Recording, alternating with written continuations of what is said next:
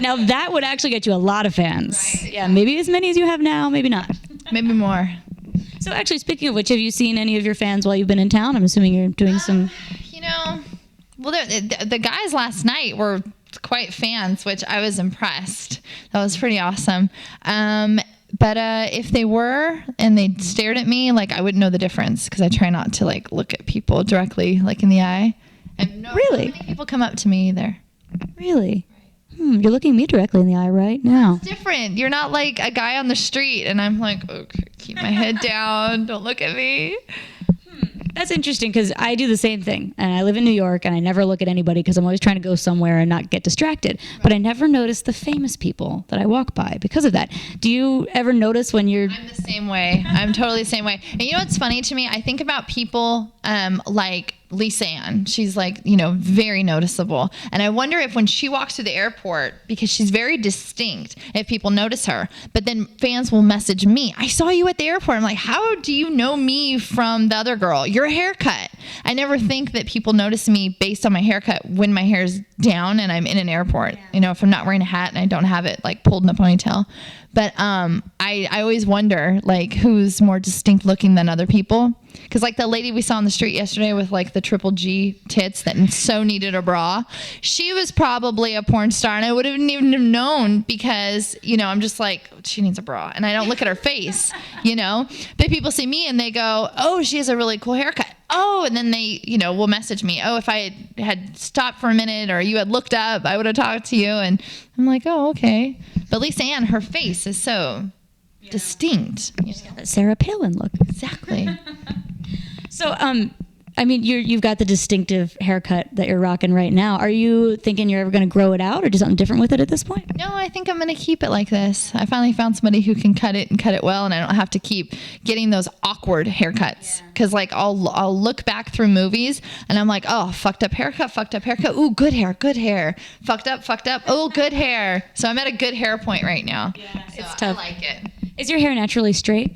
I have a little bit of a wave, but straight. Like I can do that crimpy thing with the hairspray, but it just looks like crunchy fried rice. Or fried noodles. Pork fried rice or shrimp fried rice?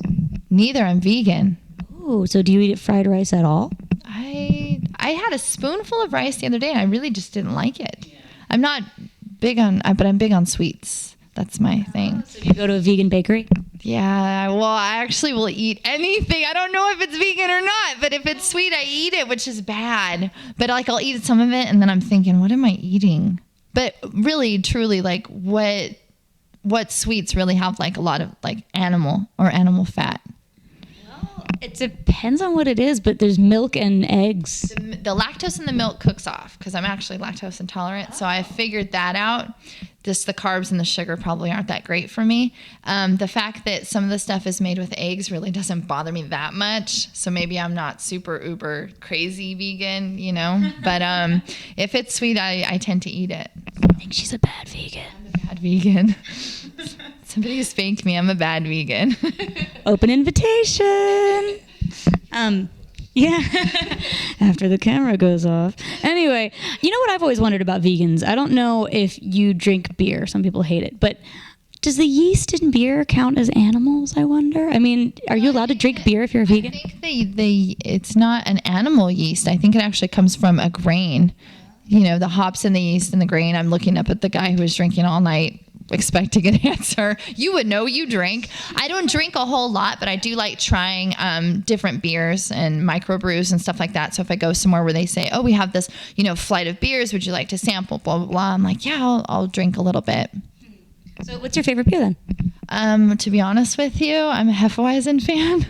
Yeah. I like Hefeweizen. So Sam Adams or Samuel Taylor Coleridge? I don't know who the second one is, so Sam Adams. Who is the second person? Poet. Oh, see. You journalists, you and your jokes. Yeah, I love the highbrow literary jokes nobody gets. I was like, who? Sam Adams. Actually, I just discovered that Sam Adams was a much more interesting person than I thought. He pretty much was responsible for American independence, and then he retired to Boston to be a brewer. Brewmaster? Brewmaster. Weird. Anyway, I think I'm out of questions now that we've gotten into obscure history and literature. So, give me another crazy question. Another crazy question. Samuel Taylor Coleridge wasn't enough for you? No, I was stumped. I didn't even know who it was. Okay, so given that you were Catwoman, who do you think would win in a fight? If it weren't you, Catwoman or Harley Quinn? Harley Quinn. Yeah. Why? Yeah, she's got more tricks up her sleeve. She's got the Joker behind her. There's just more. Oh, what's the word I'm looking for? There's just Batshit insanity? Yeah, exactly. Exactly. Like that nothing to lose attitude. But if you were in the cat suit, it would totally be you. Totally. Okay, last question. In a fight, who would win? Garfield or Heathcliff? Garfield would probably eat Heathcliff. Especially if you smother it in cheese and call it lasagna. Yum. I think they do that. I know a Garfield joke, but I knew nothing about your I can't even talk right now. Literary joke. I watch a lot of cartoons, sorry. Hey, cartoons are right up my alley. I love it. So do you have any big upcoming events? Are you going to any conventions, doing any signings that we can send people to? My Fleshlight will be coming out. Yeah, so that's going to definitely be at the Bluebird Film site, so bluebirdfilms.com, dylanryder.com.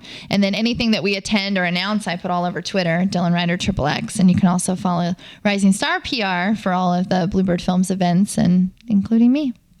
So. Well, thank you so much, Dylan. I'm really glad that you came to see us while you're on the East Coast. Thank you. I'm going to now take a half-mile walk and go to the bathroom. Yeah, the Trump building doesn't like women. Trump needs more toilets. For ladies. Exactly. Anyway, peace out, everyone. Bye.